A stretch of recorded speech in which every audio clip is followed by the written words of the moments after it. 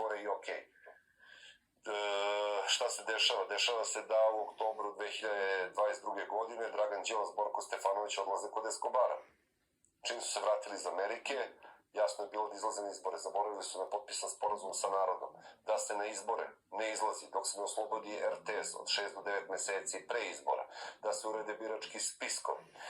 Da se uvedu dvojna rukovodstva u javnim državnim preduzećima, da ne mogu ljudi da budu terani na glasanje. Da se uvodi REM, regulaciono telo, da se stavi pod VD upravu, pod prinudnu upravu. Znači, mnogo toga. 30 tačaka Saveza za Srbiju, oko koji smo se svi usaglasili, je zaboravljeno. Lustracije više niko ne spominje. Partija i bratija Marinika, lažne afere su već zaboravljene.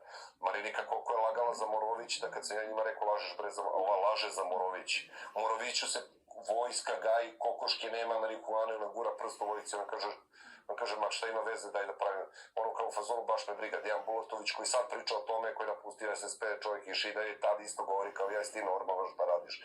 Nju baš briga, ona je Mara afera, najhrabrija žena, samo stima i laže. Afera Telekom, dokazano da je lagala.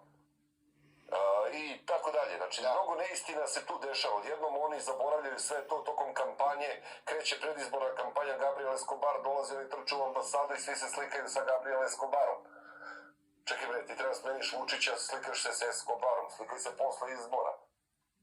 Ja javno izlazim u javnost i tada optužujem celu tu opoziciju, Escobar opoziciju, koju je Escobar naterao da po Escobarovom planu da će izađu na izbore, da će posle izbora Vučić biti gospodin čovek, a ne ludak za Đilasa, da Đilas više neće biti lopov od 619 miliona za Vučića, da Marinika više nije perjanica Dragana Đilasa, već gospođa Tepić, da se to sve jednostavno zaboravlja, se zaboravlja Krušik, Jovanjica, Gim, sve se zaboravlja, anulira, gde u parlamentu jedni za druge glasaju za odbore, gde Dragan Đilas posle 3 dana nakon izbora ode kod Vučića, izlazi i kaže Vučić je legitimni predsjednik, na osnovu čega ti to znaš, druže, kad su zvanični rezultati bili krajem juna, a ne u aprilu. Ako Slobe Miloševića smo mogli da imamo preliminarne rezultate izbora već u 11 uveče, a ovo smo čekali kraj juna, znači već je došao Vidovdan da bi saznali 3 meseca konačne rezultate,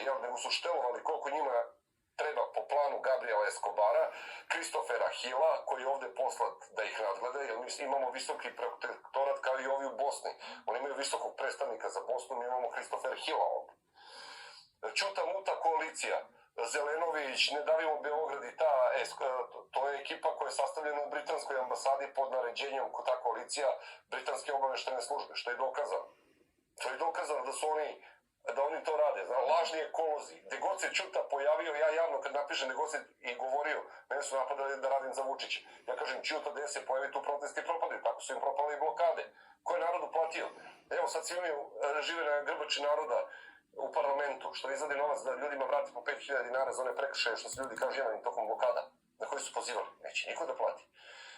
Boško Obradović, objavio sam gde je bio, posjetio Bundestag, imaš sve, sa desničarskom organizacijom za koje stoji BND.